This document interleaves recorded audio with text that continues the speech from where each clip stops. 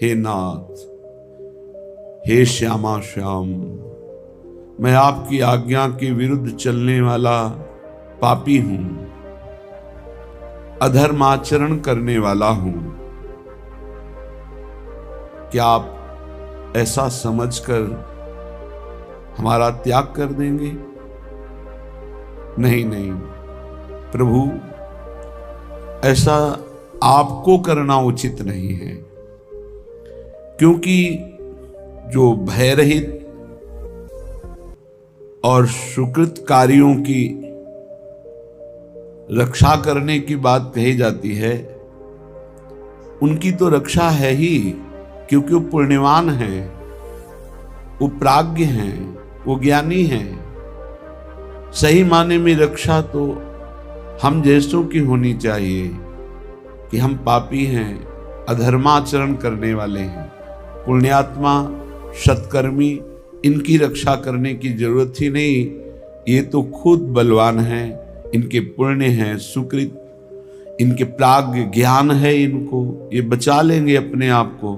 नाथ, मैं अज्ञानी हूं, पापी हूं, अधम आचरण करने वाला हूं। रक्षा तो हमारे जैसों की होनी चाहिए, क्योंकि जो स्वयं रक्षित है उसकी क्या रक्षा करोगे? वो तो पुण्यात्मा है, भजनानंदी है, जितेंद्री है, वो तो अपनी रक्षा कर लेगा। नाथ, रक्षा तो हमारे जैसों की होनी चाहिए। प्रभु, मुझ महान अधम असाधु की आप रक्षा नहीं करेंगे ना, तो आपका पतित पावन नाम है, दीन बंधु नाम है, ये कैसे सार्थक होगा? हे नाथ, हे करुणामय, आप मुझे कभी त्यागना नहीं। हे प्रभु, तावत प्रसीद कुरुणा करुणा ममंद, मा क्रंद मिंदुधर मर्षय मा विहासी। ब्रूहि त्वमेव भगवन् करुणार्णवेनो, त्यक्तास्त्वया कम परम शरणं व्रजामः। हे प्रभु, आप पूछोगे कि क्या रक्षा चाहते हो? तुम अधम हो, पापी हो, तो क्या रक्षा चाहते हो? क्या तुम्हारी इच्छा है? तावत प्रसीद कुरुणा करुणा ममंद। हे करुणा में प्रभु, बस आपसे एक कृपा मांगता हूं कि जिस समय मृत्यु का समय हो और मैं असमर्थ हो रहा हूं आपके स्मरण से, उस समय आप मेरे बुरे आचरणों को ना देखकर, इसने जीवन में मेरी आज्ञा का उल्लंघन किया, पाप किया, अपराध किया, ऐसी बातें ना देख करके आप उस समय मेरे हृदय में अपना स्मरण दे दीजिए। बस ये हम मांगते हैं। आपकी याद, जिस समय हमारे प्राण निकल रहे हों, मैं असमर्थ हूं, आपके स्मरण में मेरी पहुंच नहीं हो सकती, क्योंकि उस समय सब दुख से व्याकुल इंद्रियां, मन, बुद्धि सब मूर्छित हो जाते हैं। इतना भयानक दुख होता है मृत्यु के समय, ये सब बेशुद्ध हो जाते हैं। तो नाथ, ये मान करके कि अधम है, पापी है, नीच है, आप उस समय हमारा त्याग न कर देना। उस समय हमारी एक इच्छा है कि मृत्यु के पहले आपकी स्मृति आ जाए। ये बहुत बड़ी बढ़िया बात है। हे नाथ, यदि आप जैसे करुणा सागर भी मेरी उपेक्षा कर देंगे, मेरी रक्षा न करेंगे, तो फिर मेरा उद्धार कैसे हो सकता है? मैं किसकी शरण में जाऊं? कौन ऐसा है आप जैसा उदार? क्योंकि आपसे बढ़कर तो कोई है ही नहीं, आप जैसा भी कोई नहीं है। इसलिए मेरी अंतिम इच्छा ये पूर्ण हो कि जिस समय मेरा शरीर छूटने को हो, उस समय आपकी कृपा से आपकी स्मृति में डूबा हुआ शरीर छोड़ूं, आपके चिंतन में, आपकी याद में शरीर छोड़ूं, यही मांगता हूं। हे नाथ, तरहर चनांत समये तव पाद पीठ, मालिंग निर्भर मभंगुर भक्ति भाजा, निद्रा निभेन विनिमोलित लोचनस्य, प्राणा प्रयान्तु मम नाथ तव प्रसादात्। करुणामयी, मैं आपकी पूजा भी नहीं जानता कि कैसे आपको रिझाऊं, कैसे आपको प्रसन्न करूं।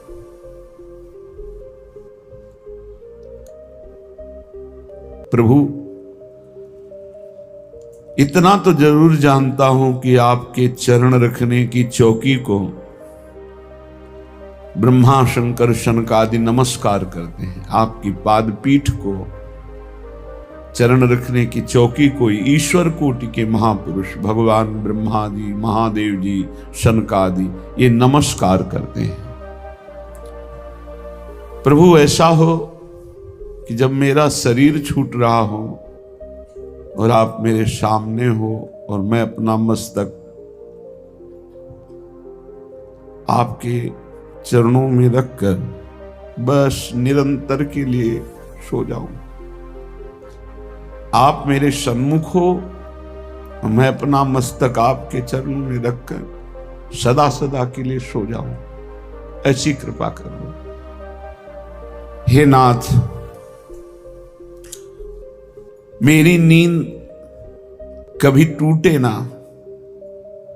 प्राणों का उत्क्रमण हो जाए और जब आंख खोलूं तो आपके दिव्य लीला में, दिव्य धाम में आपके समीप खोलूं, ऐसे मुझे सुला दो। आप मेरे सामने हो, आपके चरणों में मस्तक रखकर मैं सदा सदा के लिए ऐसा सो जाऊं कि फिर इस जगत में आंख ना खुले। जब मुझे होश आवे तो मैं देखूं कि मैं भाव देह से अपने आराध्य देव के धाम में हूं, अपने आराध्य देव के समीप हूं, अपने प्राण प्रीतम की सेवा में हूं। ऐसी कृपा कर दीजिए। प्रभु, आपके लिए कुछ दुर्लभ नहीं है। ये मैं कोई कठिन बात नहीं मांग रहा कि आपको मेहनत करनी पड़ेगी। प्रभु, जैसे अत्यंत बड़ा भयानक विषैला सर्प काट ले, लेकिन जिनको गारुणी मंत्र आता है वो उसे क्षण में उतार देते हैं। गारुणी मंत्र जिनको वास्तविक आता, सिद्ध है, एक क्षण में महाविषैले सर्प के काटे हुए विष को शांत कर देते हैं। जैसे ढेर ढेर खूब तृण जमा हो, क्षण में अग्नि उसको भस्म कर देती है। जैसे हाथियों की झुंड को एक सिंह ही मथ डालेगा,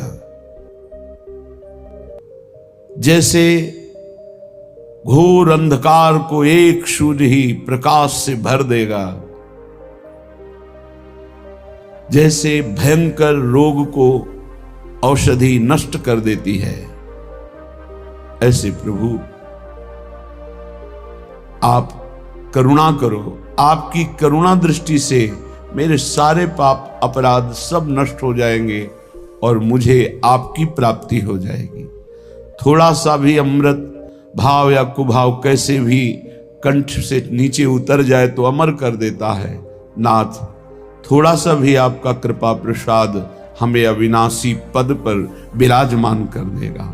हे पापनाशक, मेरे कायिक, मानसिक, वाचिक जो भी पाप हों उनकी तरफ ना देखते हुए मेरी अंतिम इच्छा ये पूर्ण हो कि आपके चरणों में मस्तक रखते हुए मैं अपने प्राण त्यागूं। ये बहुत काम की बात है, क्योंकि अंतिम समय भगवत स्मरण केवल भगवत कृपा से होता है और वो समय कभी भी आ सकता है। उसकी कोई तिथि तारीख हमें पता नहीं, प्रभु को तो पता है। वो तो निश्चित हो चुका है, अमुक समय में, अमुक जगह, अमुक घटना से प्राण छूटेंगे। उस समय हमारी क्या स्थिति होगी? जब भयानक पीड़ा है शरीर में, तो हो सकता है मैं अपने प्रभु को भूल जाऊं। तो हमें रोज ये प्रार्थना करनी कि प्रभु बस और कुछ मांगू तो मत देना, बस एक बात, अंतिम समय आपको देखता हुआ, आपका स्मरण करता हुआ प्राण त्यागूं। और आपके लिए इसमें कुछ घाटा नहीं है कि बहुत मेहनत की बात कह रहा हूं, आप सर्वत्र हैं, बस प्रकाशित हो जाइएगा।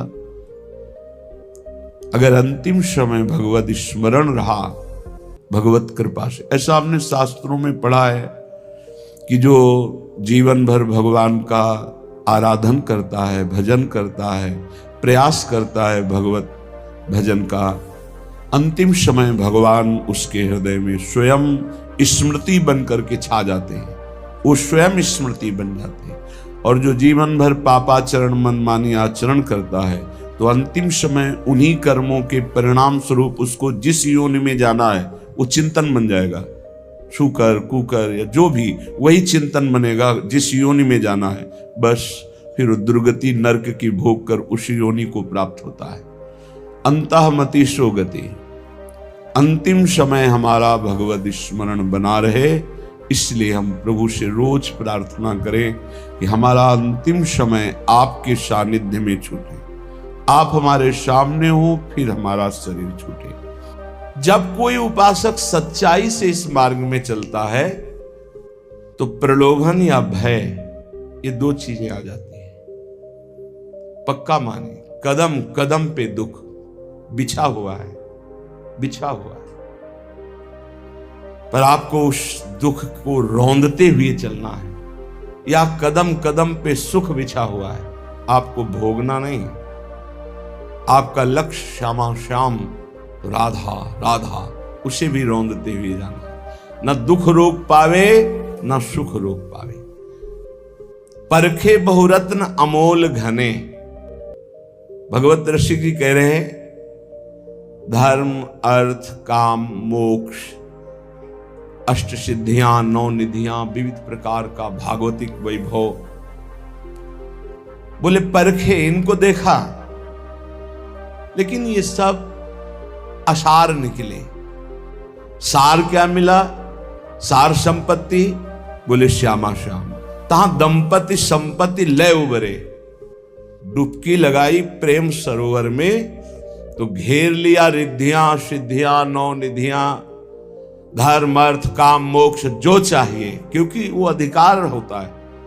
आप चाह कर रहे हैं क्योंकि अधिकारी नहीं है। जब अचाह हो जाएंगे तो आप अधिकारी हो गए, सब भागवतिक वैभव आपको घेर लेगा। जो दंपति संपत्ति लेकर के निकले, प्रेम सरोवर में मारी डुबकी, मन प्रेम सरोवर मांझ परे, तो ये मिलेगा। रिद्धियां सिद्धियां नौ निधियां, धर्म अर्थ काम मोक्ष, जो चाहिए भोगो लो। नहीं, मन प्रेम सरोवर मांझ परे जीव डुबकी लगाई, तो परखे बहुरत्न अमोल घने। देखा सब, रिद्धियां सिद्धियां नौ निधियां, धर्म अर्थ काम मोक्ष, लेकिन ये सब टिके नहीं प्रेम के आगे। प्रेम की कसौटी में कोई खरे नहीं उतरे, सबको छोड़ दिया। और बोले तहां दंपति संपत्ति लय उबरे। संपत्ति हाथ लगी, श्यामा श्याम। श्यामा श्याम के सिवा न कोई सिद्धि, न कोई निधि, न धर्म, न अर्थ, न काम, न मोक्ष, कुछ नहीं, केवल प्रिया प्रीतम। तो क्या बोले? अरि पान करें दृग बारु निरूप, छके अति घूमत नेह भरे। अब नेत्र प्रेम भरे, नेत्रों में श्यामा श्याम की रूप माधुरी बस गई। ये सब सहज होता है, सहज। केवल नाम जप करते हुए असत आचरण त्याग कर अपने आराध्य देव के अनन्य हो जाओ, गुरुदेव के, आचार्य देव के। कहीं एक पकड़ लो, पूरा चद्दर है, एक कोना पकड़ लो, पूरा चद्दर आ जाएगा। गुरु को पकड़ लो, आचार्य को पकड़ लो, इष्ट को पकड़ लो, धाम को पकड़ लो, ये सब आ जाएगा। एक ही है, कहने को विविध नाम है। जब कोई भी रिद्धि सिद्धि धर्म अर्थ काम मोक्ष स्वीकार नहीं किया तो रूप बस गया श्यामा श्याम का। और रूप बारुनी कहा है, रूप रूपी मदिरा उन्मत्त कर देने वाली है। न रात में नींद न दिन में चैन, आठों पहर परमानंद में डूबा हुआ, प्रेम की भारी विकलता, ये साधन वादन से नहीं, ये आचार्य अनन्यता, गुरु अनन्यता, बस उनके वचनों पर पूर्ण समर्पण, कृपा कोर हुई, ज्ञान चक्षु खुले, संपूर्ण भोगों से वैराग्य, और जो हमारे थे वो याद आ गया, श्यामा श्याम, स्मृति जागृत हो गई। नष्टो मोहा स्मृति लब्धा, अब हाय हाय मच गया। अनंत जन्मों से मैं अपने स्वामी से विमुख होकर कितना भटकता रहा, अब नहीं, अब नहीं। आचार्य कृपा जे हुई रूप ही रूप, ऐसा प्रियालाल का रूप है, मोक्ष सुख भी कड़ुआ लगने लगता है। इनकी रूप क्या, देखो ये तो नवनिवृत्त निकुंज बिहारी हैं। जब अवतार लेते हैं यही राम रूप में, तो जनक जी श्री सुखदेव जी के गुरुदेव हैं, वो कह रहे हैं कि इस रूप का कैसा चमत्कार है कि बरबस ब्रह्म सुख ही मन त्यागा। ब्रह्म सुख में तदाकार हुआ मन राम रूप में आसक्त हो रहा है। जो सहज विराग रूप मन मोरा, मेरा मन सहज वैरागी ब्रह्म का आनंद लेने वाला, वो ब्रह्मानंद से हटकर रूप आनंद में। निकुंज बिहारी श्यामा श्याम का जो रूप है वो तो अद्भुत प्रेम रूप। तो अरिपान करें दृग बारो निरूप, छके अति घूमत नेह भरे। श्री युगल सरकार नेत्रों में बस गए। इनके रूप का आशो, बड़ा नशा है प्रिया प्रीतम के रूप में। बस उनकी कृपा से एक बार नेत्रों में झलक जाए, पर वो झलकने की स्थिति चाहिए। प्रबल आशा, प्रबल चाह। एक प्रश्नकर्ता ने प्रश्न किया एकांत में कि पूज्य राधा बाबा ने कहा प्रभु के दर्शन की भी चाह नहीं करनी। उनका देखो, कक्षा 1 का विद्यार्थी यदि पीएचडी की बात पकड़ेगा तो समझ नहीं पाएगा और वहां पहुंच नहीं पाएगा। देखो, भगवत प्राप्त महापुरुष है और वो निरंतर ऐसे सूक्ष्म साधन में प्रवेश पा चुके हैं जो अचाह स्थिति प्रकट करता है।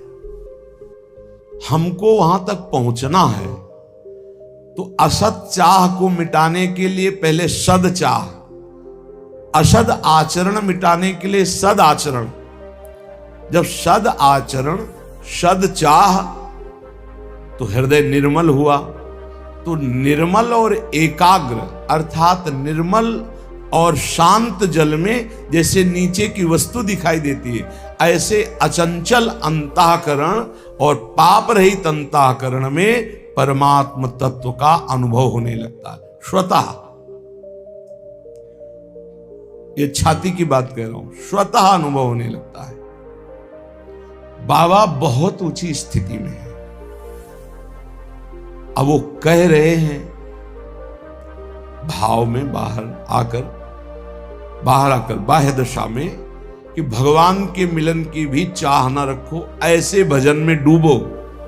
पर आप जरा चरित्र पढ़ के देखो, श्री कृष्ण का नित्य श्रृंगार करते हैं पर वो हृदय से नहीं लगाते, तो रोज चाह करके बाबा तापित होते हैं कि प्रीतम का श्रृंगार करती हूं पर प्रीतम मुझे आलिंगन क्यों नहीं कर रहे। प्रसंग याद है ना, महापुरुषों ने सब रस गायो, देखनो ये है कि उनको हियो कहां ठहरानो, ताको गहनो, नहीं फंस जाओगे। भगवत मिलन की चाह नहीं करोगे तो भोग मिलन की चाह मिटेगी किससे? भगवत भजन की चाह नहीं करोगे तो संसार की वस्तु, व्यक्ति, स्थान की अनुकूलता की चाह कैसे मिटेगी? भजन करो, भजन की चाह बढ़ाओ, भगवत मिलन की चाह करो, इतना चाह करो कि रोना आ जाए, तड़पना आ जाए, कुछ अच्छा न लगे। ये महापुरुषों की बातों को किसी संत महापुरुषों से ही पहले समझ लो। यदि वो उपस्थित है तो उनके पास जाके, नहीं तो उसी कोटि के, नहीं तो फंस जाओगे कि बाबा ने तो कहा भगवान की प्राप्ति की भी चाह नहीं करनी, और यहां भोगों की चाह में हर समय हम फंसे हुए। अरे कांटे से कांटा निकालो, दोनों कांटा फेंक दो, कांटे से कांटा निकालो, दोनों फेंक दो, चाह से चाह को निकालो, दोनों चाह हटा दो। अच्छा, ये स्वरूप स्थिति है, ये बोध स्थिति है। संतों के वचनों को समझने के लिए बहुत भजन चाहिए। बिना भजन के संतों के वाक्यों को समझ लेना संभव नहीं। आप अपनी मलिन बुद्धि से संतों के वचनों को तौले तो जैसे हीरा जवाहरात कबाड़ तौलने वाले तराजू में नहीं तौला जाता, ऐसे ही पांच भौतिक रचना के भोगों का चिंतन करने वाली बुद्धि, सच्चिदानंद में स्थित बुद्धि से जो निकला हुआ वचन है, उसको नहीं समझ सकते। जो धर्म, अर्थ, काम, मोक्ष, रिद्धियां, सिद्धियां, नौ निधियां, इनको ना स्वीकार करके प्रिया प्रीतम के प्रेम रस को स्वीकार किया, उस महापुरुष के नेत्रों में प्रियालाल बस जाते हैं और बोले रूप का रसासव, आसव, मादकता बढ़ाने वाला प्रियालाल का रूप रसासव, और घूर्णित इतने हर समय झूमते रहते हैं। देह कुटुंब ते जाए छूट सब ही बेदिनातो, कोई स्मृति नहीं। फिर अपने रस मातो, अपने कौन? प्रियालाल, उनके रस में मत घूम रहा है। न देह की फिक्र है, न लोक रीति, न कुल रीति, न वेद रीति, साफ से परे स्थिति प्रेम की। बोले इन दोनों के प्रेम रंग में रंगे हुए सदैव प्रेम सरोवर में डूबे रहते हैं रसिक महापुरुष जन, आचार्य जन। इनकी शरण ले लो तो इसी प्रेम समुद्र में आप भी डूब जाओगे। यदि सब पाप बन जाए और इसके बाद महापुरुषों का अपराध बन जाए, बड़ा सूक्ष्म होता है अपराध। किसी कारण से उनका हृदय अगर तापित हो गया, बस वही आपके सारे सुकृतों को भस्म कर देगा। सुकृत भस्म होने पर धीरे धीरे विपत्तियां आना शुरू हो जाएंगी और आप परेशानियों के जाल में फंस जाएंगे। इसलिए सब कुछ मिट सकता है, महद अपराध नष्ट कर देता है। साधु अवज्ञा तुरंत भवानी, कर कल्याण अखिल के हानि। लेकिन यहां एक बहुत बड़ी बात श्रीपाद कहे, यदि सब पाप बन गए हों और महद अपराध है, महापुरुषों का अपराध बन गया हो, तो इसका नाश कैसे हो सकता है? तो कह रहे सकल स्वधर्म मौली पुमर्थ मौलिश्च राधिका विपिना। श्री वृंदावन धाम में आकर के पढ़ रहो कि अब मरूंगा तो आप में ही मरूंगा, अब जो कुछ है सब माफ कर देगा, महद अपराध माफ कर देगा, सब पाप नष्ट कर देगा, भगवत प्राप्ति हो जाएगी। ये बात श्रीपाद वृंदावन महिमामृत में कह रहे, प्रायश्चित्तम, कोई और प्रायश्चित नहीं, एक ही प्रायश्चित है। यदि लग रहा हो कि मैं महापापी हूं और महापुरुषों का भी अपराध बन गया, अब मेरा कल्याण तो हो ही नहीं सकता, क्योंकि पापवंत कर सहज स्वभाव, भजन मूर्ति भाव, मेरे से भजन भाव तो बनने वाला नहीं, तो क्या करे? आमरण वृंदावन का वास स्वीकार कर ले। अब वृंदावन से कभी भी वापस नहीं जाऊंगा, यहीं। और उसके बिना किसी साधना के इस एक नियम लेने मात्र से सारे पाप और महापुरुषों के अपराध भी नष्ट हो जाएंगे, उसे भगवत प्राप्ति हो जाएगी पड़े पड़े वृंदावन में। ए भाई, बहुत बड़ी वस्तु मिल गई है। श्रीधाम वृंदावन का आश्रय, वास, सत्संग, नाम जप निश्चित निश्चित हमें अब अन्य किसी साधन, अन्य किसी तीर्थ, अन्य किसी भावना में, अगर वृंदावन का आमरण व्रत ले लिया जाए, आमरण व्रत कहते कि अब जिंदा नहीं निकलेंगे यहां से, तो चाहे जितना महद अपराधी हो उसे भगवत प्राप्ति हो जाएगी। आप लोग वृंदावन वास करके सत्संग सुनते हैं, नाम जप करते हैं, आपको क्या भगवत प्राप्ति नहीं होगी? इसीलिए हम कहते हैं गर्व से कहो होगी। हमारे हृदय में ये बात ठसक हो, अरे एक एक चरणामृत पीने वाले, रज लगाने वाले, धाम आश्रित, नाम आश्रित, एक एक भगवत प्राप्ति करा दे। हमें तो बहुत कृपा है, हमें तो प्रतिक्षण कृपा है, हमें क्यों नहीं भगवत आशा बंधा। शास्त्र कहता है ये दृढ़ आशा करो मुझे भगवत प्राप्ति होगी। आशा बंधा, ये आशा दृढ़ रखो। समुत्कंठा नाम गाने सदा रुचि, उत्कंठा पूर्वक, उत्साह पूर्वक नाम जप में रुचि करो और ये आशा रखो मुझे भगवत प्राप्ति होगी। कैसे यहां भगवत प्राप्ति होती है? एक तो होती शरीर छूटने के बाद और एक होती शरीर रहते। श्री राधाया सिंजन मणिनूपुर पाद विन्यासान सप्रेम तत्र तत्र स्मृत्यो दश्रावसंति तद्वने धन्या। जिसने ये व्रत ले लिया कि आमरण वृंदावन वास करेंगे, जब तक शरीर नहीं छूट जाता, चाहे जितना कष्ट हो इतना तक। और रशकों ने कर दिखाया, खंड खंड होए जाए तन, अंग अंग सत टूक, वृंदावन नहीं छाड़ी वो है बड़ी चूक। बोले जो ऐसा नियम ले लेता है तो एक दिन उसको वृंदावन की कृपा प्राप्त होती है। अचानक उसको श्री किशोरी जी के चरणों की नूपुर ध्वनि सुनाई देती है। श्रीपाद प्रबोधानंद जी, श्री राधाया सिंजन मणि नूपुर पाद विन्यासान।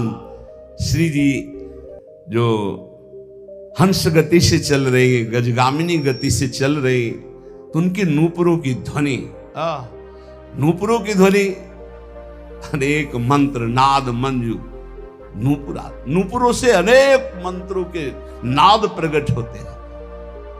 नूपुर ध्वनि जहां सुनी उधर दृष्टि गई, देखा गजनायक प्रभु चाल गयंदनी गति वृषभानु किशोरी, दोनों आ रहे, निकष कुंज ठाड़े भये भुजा परस्पर अंश, दृश्य बदल गया। अब अश्रुओं की धार बहने लगी। बोले धन्य है वो महाभाग्यवान पुरुष वृंदावन वासी, कृतार्थ हो गया। श्यामा श्याम, ये घर है भैया, कभी निकल कर क्यों मिल लेंगे, चिंता मत करो, घर है उनका। कभी घूमते घूमते दोनों लाडले दृष्टि डाल देंगे। जब दृष्टि से खींच लिया, घर बुला लिया, मिलने में क्या देरी है। मैं मिलने की चाह रखो, बाट जो हो। राधा तत्प्रिय चरणाम्बुज परिचरणाति सदृशाम्भोदहु मंक्त्वा विस्मृत देहा कदानु वृंदावने भविष्यामि। ऐसा कब होगा कि मैं श्री राधा और उनके प्राण प्रिय श्याम सुंदर दोनों के चरणों की सेवा में निमग्न, देह ध्यास भूलकर भाव देह से उनकी सेवा में हर समय बना रहूंगा। ऐसा कब होगा? मैं पुरुष हूं, मैं स्त्री हूं, ये भाव भूल जाए। मैं श्री जी की नित्य सहचरी हूं, इस भाव में स्थित होकर राधा श्याम सुंदर के युगल चरणारविंद की सेवा में कब मैं भाव देह से निरंतर निमग्न रहूंगी। वृंदारण्य वसते हृदर्म कोटि कुकर्म कोटिर्वा भवतु समस्तम शोढ्वा संसाधयितास्मि कंचन स्वार्थम। देखो मैं अब तो अखंड वृंदावन वास करूंगा, अब चाहे कोट या धर्म हो जाए, इनकी मुझे कोई परवाह नहीं। देखो ये हिम्मत तो करनी पड़ेगी। नहीं बोले वैष्णव सेवा में वैष्णव अपराध बन जाएंगे, भगवत सेवा में 32 सेवा अपराध हैं, नाम जपने में 10 नामापराध हैं और धाम बसने में धामापराध हैं। तो फिर बचा रास्ता केवल नरकई का, और तो कोई रास्ता बचा नहीं। इसलिए ये जो अपराध की बातें कही जाती हैं वो तुम्हें सावधान करने के लिए, तुम्हारा भजन बचे, तुम बहुत जल्दी परमानंद में डूबो। डरना नहीं है कि हम धामापराध से डरकर धाम में वास न करें, नामापराध से डरकर नाम जप न करें, वैष्णव अपराध से डर करके हम संतों का संग न करें, सेवा अपराध से डर करके हम भगवत सेवा न। ये डरने के लिए नहीं, ये और निर्भय होने के लिए बताए गए कि अगर इन त्रुटियों को संभाल लोगे तो आप महाभागवत होकर भगवत प्रेम में डूब जाओगे। श्रीपाद कह रहे मानो हमें वृंदावन वास करना है। बोले अरे हमको छोड़कर वृंदावन वास करोगे तुम्हें पाप लगेगा, ये ऋण मुक्त नहीं होगा, अमुक ऋण चुका करके, मातृ ऋण, पितृ ऋण, देव ऋण, ऋषि ऋण, गुरु ऋण, बड़े ऋण है या बहुत प्रकार के दबाव पक्ष हैं।